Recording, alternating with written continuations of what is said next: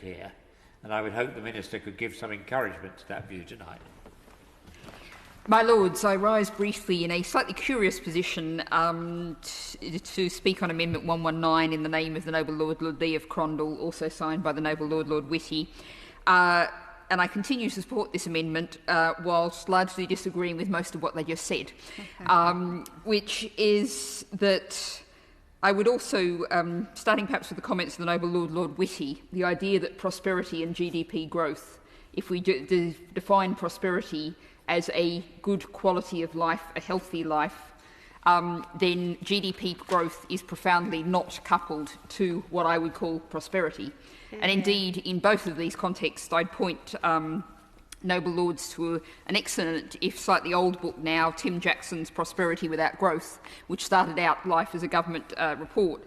And Professor Jackson continues to work with the APPG Limits to Growth organisation to produce excellent further reports on that.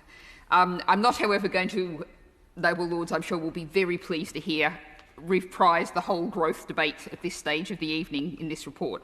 What I will point out is that what we have is people coming from different sides saying we need a decent measure. And further, I would say on the comments of the Noble Lord Lee of Crondall that the figures that we have for our reduced carbon emissions exclude emissions produced offshore and used by us, as the Noble Lady Baroness Boycott said earlier, consuming those blueberries from overseas. We're not counting the emissions associated with those.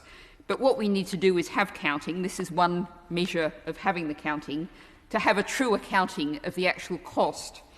And just finally on GDP, I think it's appropriate in the Environment Bill to look at how faulty GDP is as a measure. If you cut down a forest, you count the cost of selling the timber, you don't count the cost of the lost forest in GDP figures. And that really, I think, is a demonstration in the Environment Bill of how utterly faulty GDP is as a measure.